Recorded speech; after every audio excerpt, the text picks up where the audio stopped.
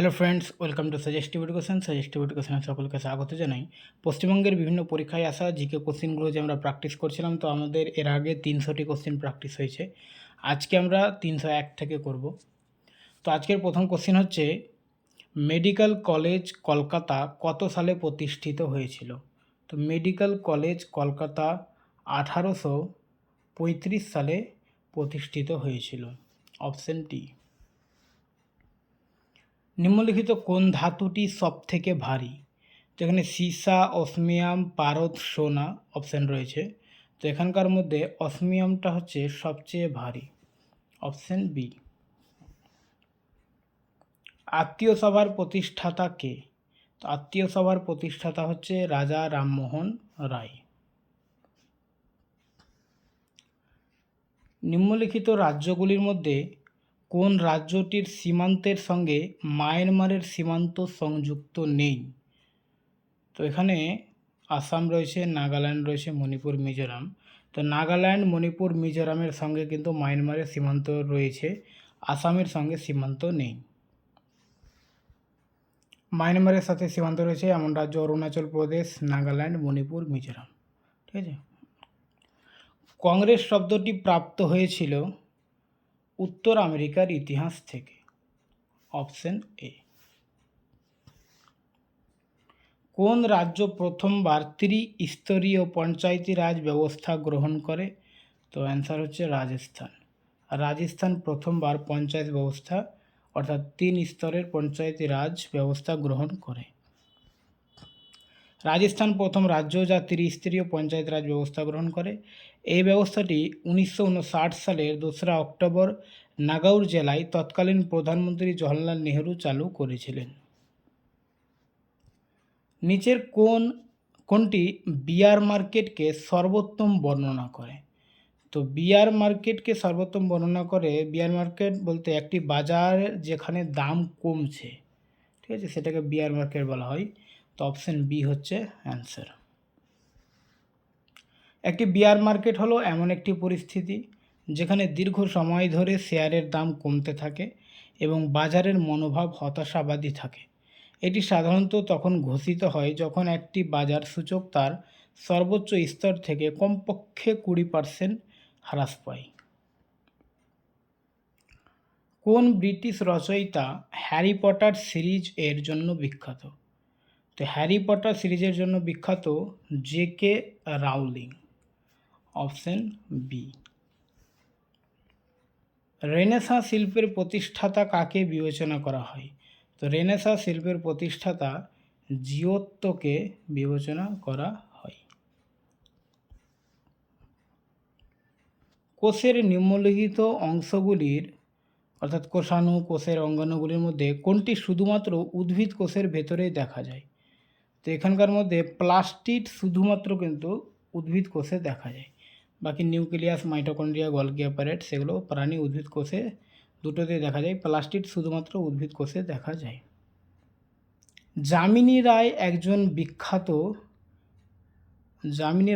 বিখ্যাত চিত্রকর। Option B. ইংরেজ সরকারের পেশ করা ইলবার্ট বিল কিসের সঙ্গে সম্পর্কিত ছিল? তো ইলবার্ট বিল বিচার ব্যবস্থার সঙ্গে সম্পর্কিত ছিল। ইলবার্ট বিল 1883 সাল লর্ড রিপনের সময় এটা হয়েছিল।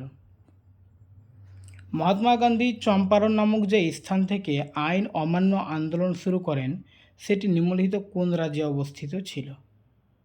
তো এখানে বলছে চম্পারণ নামক, তো চম্পারণ হচ্ছে বিহারে অবস্থিত। Option D. চম্পারণ 1917 সালে চম্পারণ সত্যাগ্রহ হয়েছিল, গান্ধীজির প্রথম সত্যাগ্রহ এটা। তারপরে আহমেদাবাদ সত্যাগ্রহ বা মিল ধর্মঘট ফেব্রুয়ারি 1918 সাল, গান্ধীজির প্রথম অনশন ধর্মঘট এটা। আর খেদা সত্যাগ্রহ মার্চ 1918, গান্ধীজির প্রথম অসহযোগ আন্দোলন। রোহিঙ্গারা কোথাকার অধিবাসী? তো রোহিঙ্গারা হচ্ছে মায়ানমারের অধিবাসী। নিম্নলিখিত বিবৃতিগুলি বিবেচনা করুন। 2G বর্ণালী ব্যান্ডউইথ ব্যবহার করে, 3G বর্ণালী ব্যান্ডউইথ ব্যবহার করে, 4G বর্ণালী ব্যান্ডউইথ ব্যবহার করে। তো উপরে দেওয়া বিবৃতিগুলির কোনটি সঠিক বা কোনগুলো সঠিক, ঠিক আছে। তো এখানে দেখো, এখানে 3G এবং 4G বর্ণালী ব্যান্ডউইথ ব্যবহার করে, এই দুটো ঠিক হবে। ও সরি, 3G আর 4G নয়, 2G আর 3G, 4Gটা বাদ হবে, ঠিক আছে, 4Gটা বাদ, অর্থাৎ অপশান 3 কিন্তু অ্যান্সার হবে না, 1 আর 2 হবে। পথের পাঁচালীর রচয়িতাকে, পথের পাঁচালীর রচয়িতা হচ্ছে বিভূতিভূষণ বন্দ্যোপাধ্যায়। নিচের কোনটি বিশ্বের সবচেয়ে প্রাচীন গ্র্যান্ড স্ল্যাম? তো প্রাচীন গ্র্যান্ড স্ল্যাম হচ্ছে উইম্বলডন, অপশন এ উইম্বলডন। কোন দেশের সংগঠন নোবেল পুরস্কার প্রদান করে? তো এখানকার মধ্যে সুইডেন নোবেল পুরস্কার প্রদান করে, দুটো দেশ নোবেল পুরস্কার প্রদান করে, একটা সুইডেন আর একটা হচ্ছে নরওয়ে, ঠিক আছে। তো সুইডিশ একাডেমি পদার্থবিদ্যা, রসায়ন, ফিজিওলজি বা মেডিসিন, সাহিত্য এবং অর্থনীতিতে নোবেল পুরস্কার প্রদান করে। আর নরওয়েজীয় নোবেল কমিটি শান্তিতে নোবেল পুরস্কার প্রদান করে। বিশ্বের বৃহত্তম ফুলটি হলো, তো বিশ্বের বৃহত্তম ফুল হচ্ছে র্যাফলেসিয়া, অর্থাৎ পৃথিবীর সবথেকে বড় ফুল র্যাফলেসিয়া। সিটি অফ প্যালেস কাকে বলা হয়? সিটি অফ প্যালেস বলা হয় বা প্যালেসেস বলা হয় কলকাতাকে। নিম্নলিখিতগুলির মধ্যে কোনটি উন্নয়নশীল মাল্টিমিডিয়া ওয়েব পেজগুলির জন্য একটি জনপ্রিয় প্রোগ্রামিং ভাষা? তো এখানকার মধ্যে জাভা হচ্ছে মাল্টিমিডিয়া ওয়েব পেজগুলির জন্য একটি জনপ্রিয় প্রোগ্রামিং ভাষা, অপশন বি। ভারতীয় সংবিধানের 35A ধারা কোন রাজ্যের সাথে সম্পর্কযুক্ত? তো 35A ধারা এবং 370 ধারা জম্মু ও কাশ্মীরের সঙ্গে সম্পর্কযুক্ত ছিল। এটা যেহেতু 2018 কোশ্চেন, তাই এখানে অ্যান্সার জম্মু ও কাশ্মীর হবে। এবং 2019-এ এই 370 এবং 35A ধারাটা বাতিল করা হয় জম্মু কাশ্মীরের জন্য। স্বাধীন ভারতের প্রথম স্বরাষ্ট্রমন্ত্রী কে ছিলেন? তো স্বাধীন ভারতের প্রথম স্বরাষ্ট্রমন্ত্রী ছিলেন সর্দার বল্লভভাই প্যাটেল, অপশন এ।